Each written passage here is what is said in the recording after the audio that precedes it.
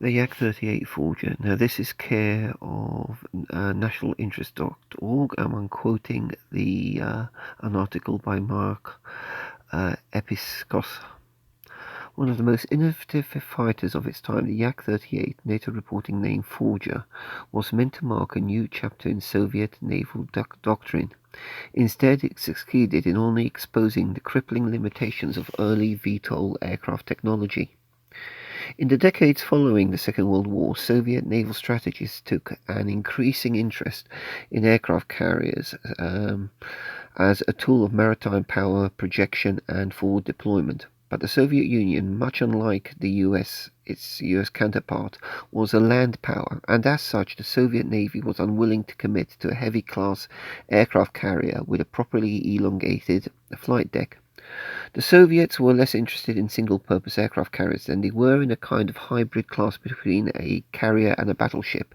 In Soviet terminology, a heavy aviation cruiser that boasts formidable firepower while doubling a limited launch deck for certain fighter models.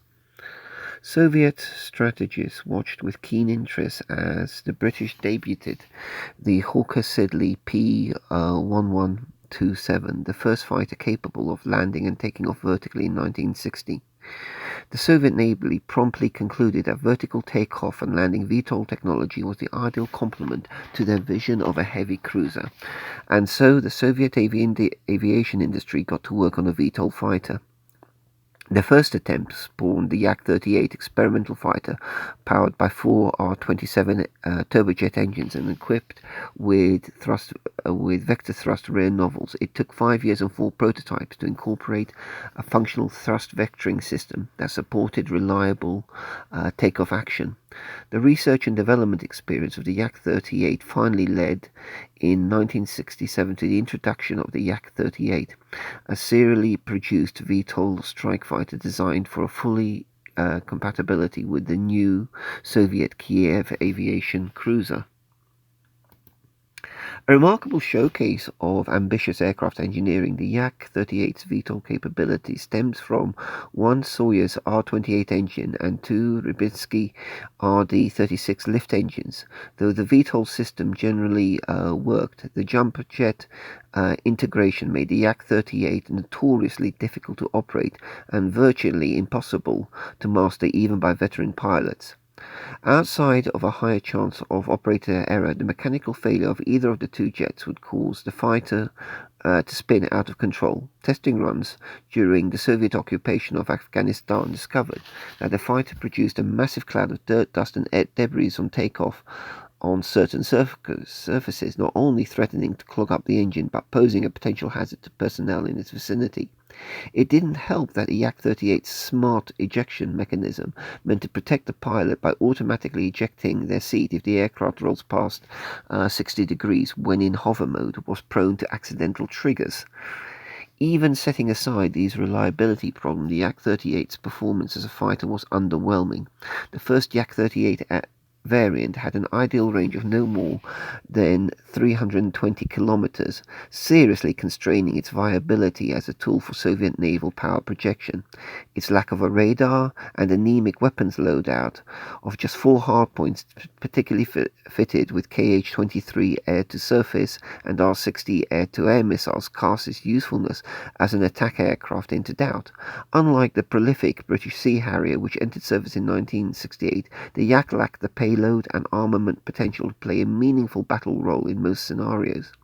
After attempting to salvage the fatally flawed Yak-38 with a slew of unimpressive variants over the next several decades, the Soviets finally gave up on VTOL fighters shortly prior to the 1991 collapse. The Yak-38 was a poison challenge, a remarkable technological achievement with little value. The Soviet Navy got a barely functional VTOL aircraft, but the Yak-38's massive performance trade-offs and reliability issues over conventional fighters were simply not worth it. Now, reading a bit more on this aircraft, I've picked up articles where it stated that pilots would go sick rather than fly it, or simply refuse to fly it. All credit to the Russians for having a go at this. it was a challenge, and it did lead to the Yak 141 freestyle, which would have taken its place had the Soviet Union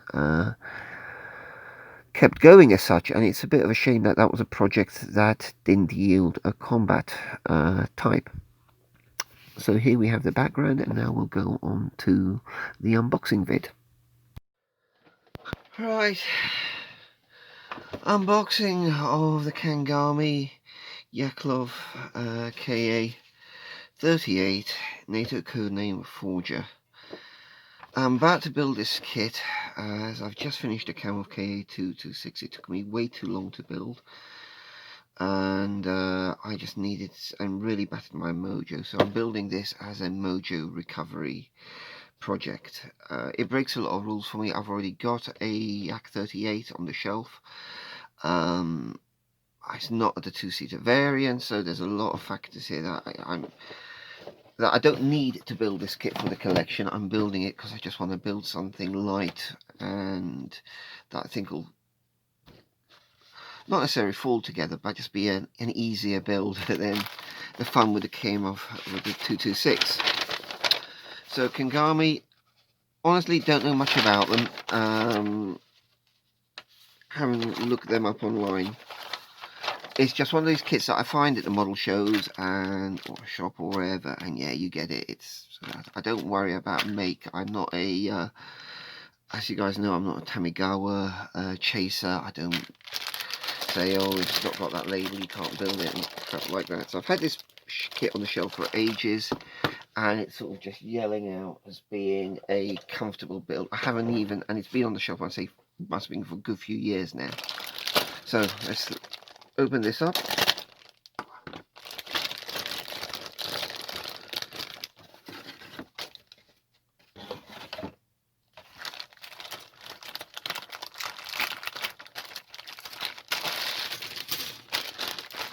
It's nicely bagged up. The clear parts. Nice that it's a two-piece, so you can build this as canopy open. I can't see any issues with the state of the canopy.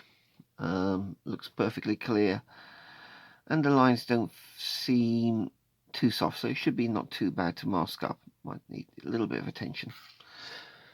So let's look at the sprues. You get two sprues, grey plastic. Fuselage is split not vertically but horizontally, which is interesting.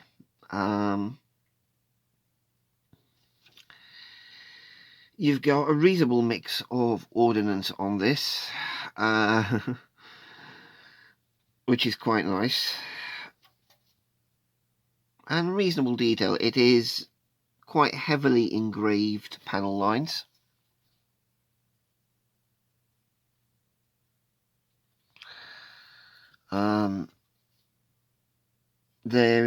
It comes with the engine. The undercarriage struts aren't too bad. I'm not seeing any significant amount of flash. Seat is very basic, and under the larger canopy you will see a reasonable amount. Second sprue, the wing itself has this inner insert here, but it's relatively thin for what it is. I'm very tempted to build this with the wings folded, so I might get the old razor saw out and do a bit of a hacking job and do a little bit of research. Gonna build it with drop tacks attached, and that is all. I don't want anything else hanging off this aircraft, and it's going to be built in parked on the carrier configuration, so have the intake covers on and wings folded. I can't see the fold creating too many issues. The kit comes with a, not sure if it's well detailed, but with an engine, something representing an engine, which just seems a bit odd to me, but I suppose, yeah, it's there, it's in there, mounts for the engine, but anything else about it is the decisions on what they've decided to show seem a little bit strange, but I'm not too worried about that.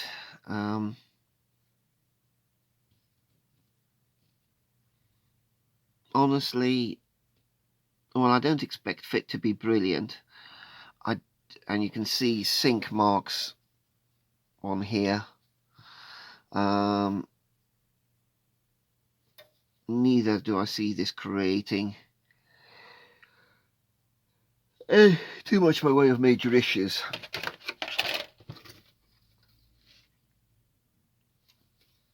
I like the pre-drilled pylon locations.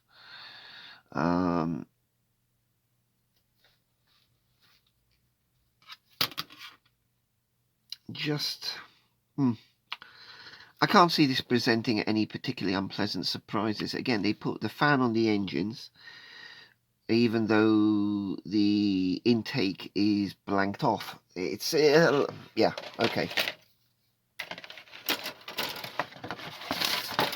Instructions. Is there a date on these?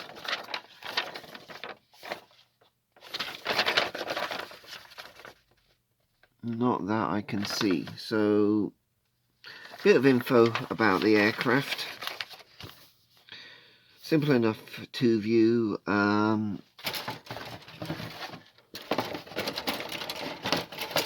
Dig out this.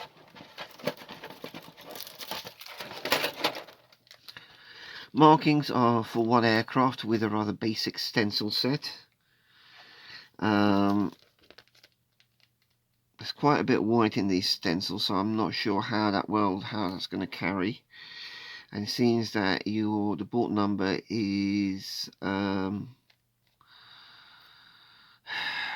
yellow 10.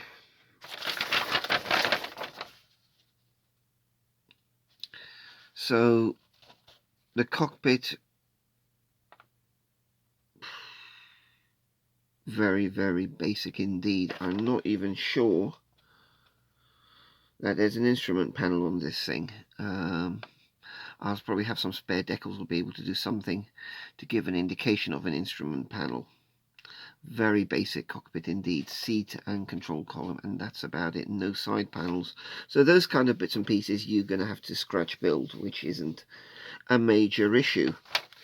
I'm not going to buy a detailing set for it. You get a reasonable range of ordnance for it.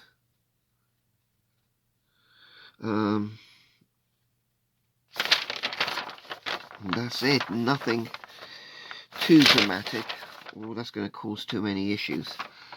As I said, if you look on my channel, there is a existing Yak 10 video. No, yeah, Yak 10. Yak38 build vid from quite a few years ago now, from an old Hobby Master, I think it was, kit. Pretty horrible kit, to be honest with you. And I don't think this is going to be much better, but I also think it's going to be just the kind of thing you can bang out without too many issues. So that's the Kangnam Yak38, the Russian Harrier.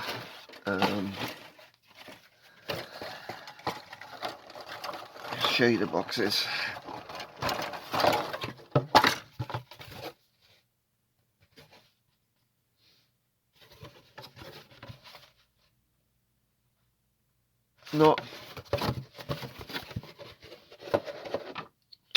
I think this is one of those kits, if you see it in your model shop, yeah, get it. There are better ones of this out there.